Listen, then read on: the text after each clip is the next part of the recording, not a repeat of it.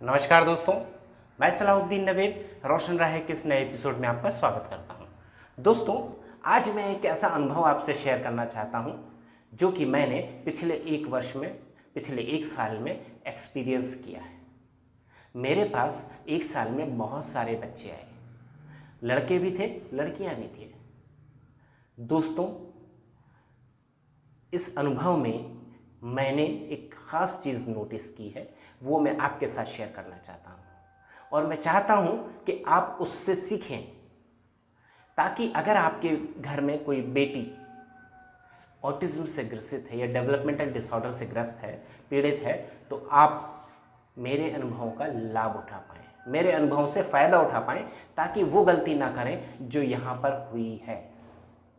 दोस्तों, आगे बढ़ने से पहले अगर आपने अभी तक हमारा चैनल सब्सक्राइब नहीं किया है तो कृपया सब्सक्राइब करें, लाइक करें, शेयर करें ताकि हम हर उस फैमिली तक पहुंच सकें जिसको हमारी ज़रूरत हो सकती है। दोस्तों, यहाँ पर सबसे पहले मैं आपको उन परिवारों में जो समानताएं थी उनके बारे में बता देता हूँ। पहली समानता ये थी कि तीनों परिवारों में पहला बच्चा लड़की था, यानी पहला बच्चा था वो लड़की थी और अकेली थी, यानी कि माता पिता और लड़की, ये परिवार की संरचना थी। दूसरी समानता ये थी कि वो पढ़े लिखे परिवारों में से थी। उनमें जो असमानताएं थीं, जो डिफरेंस थे, वो ये थे कि एक के माता पिता बहुत पढ़े लिखे और संपन्न घर से थे, दूसरे मध्यम वर्गीय परिवार था जिसमें पिता नौकरी करते थे, माँ हाउसवाइफ थी।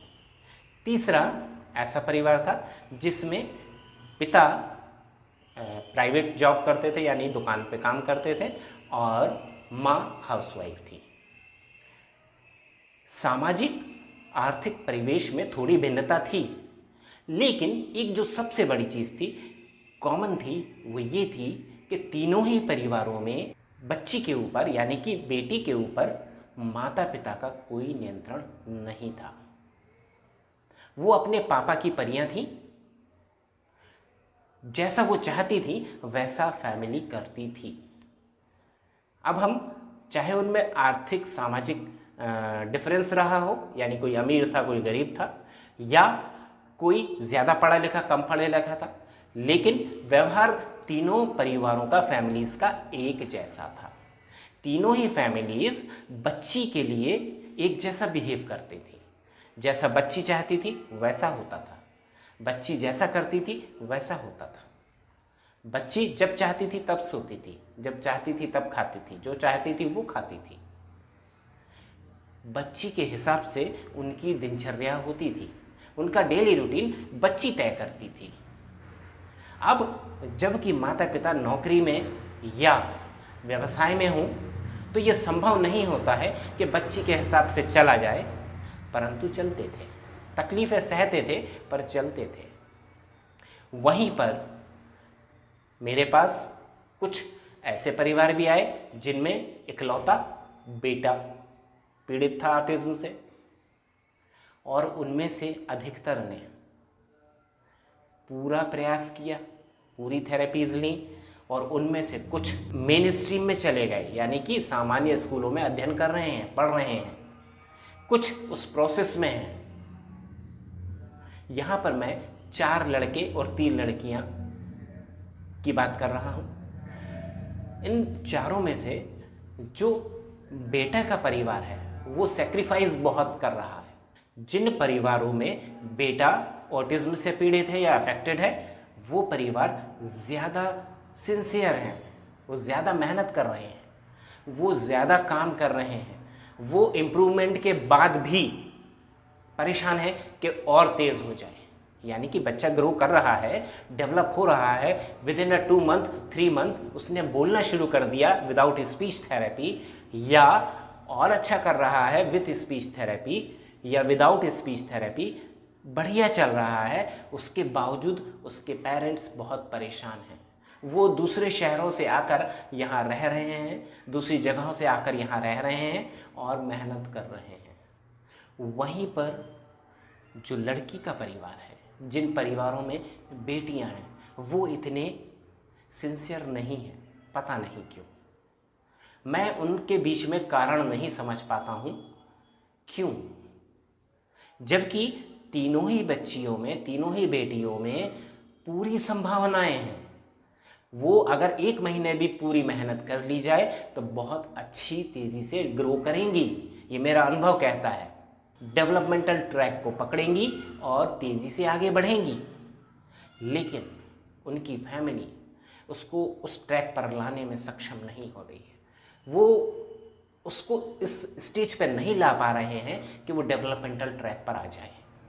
दोस्तों, यहाँ एक चीज़ बता देना बहुत ज़रूरी है कि थेरेपिस्ट के पास बच्चा 1 घंटे या 1.5 घंटे या 2 घंटे होता है ज़्यादा से ज़्यादा। बाकी 20 से 22 घंटे वो परिवार के साथ होता है, फैमिली के साथ होता है।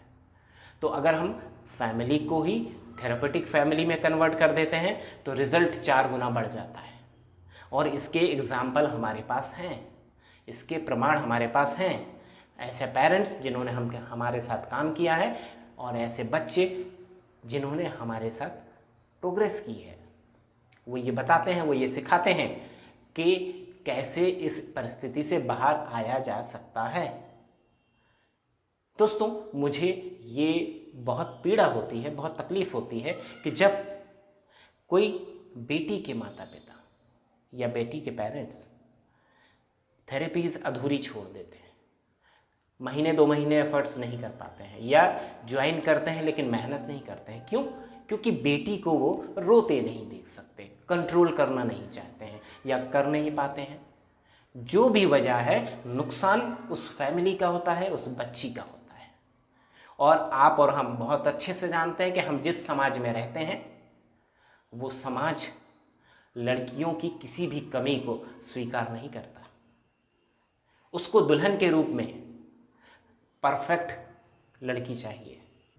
तो इस समाज में जब हम इतनी लापरवाही से काम लेते हैं तो क्या हम उम्मीद करें कि बच्चियों का भविष्य कैसा होगा? यकीनन अच्छा नहीं है। दोस्तों, मेरी चिंता ये है कि अगर आप एक बेटी के माता पिता हैं तो आपको ज़्यादा सिंसियर होना होगा, ज़्यादा मेहनती होना होगा, ज़्यादा समर्पित होना होगा। अगर आप ऐसा कर पाएंगे तो शायद आप बच्चे को डेवलपमेंटल ट्रैक पर वापस ला पाएंगे। अगर आप ऐसा नहीं कर पाएंगे तो ये मान के चलिए कि आप अपने जीवन भर के लिए किसी समस्या से 2-4 होने वाले हैं।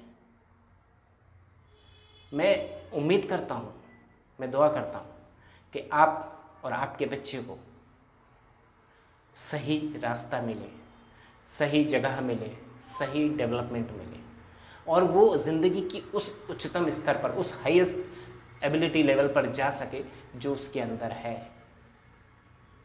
दोस्तों, मेरा मकसद किसी को ठेस पहुंचाना नहीं था। मेरा मकसद था मेरे जो एक्सपीरियंस हैं वो आपके साथ शेयर करना और ये जानना, ये बताना कि अगर आपके पास बेटी है और बेटी अगर ऑटिज्म से पीड़ित है तो आपकी चिंता दुगनी होनी चाहिए। अगर आप कुछ और सोचकर बेटी के साथ लापरवाह हैं तो माफ़ कीजिएगा, वक्त आपको माफ़ नहीं करेगा।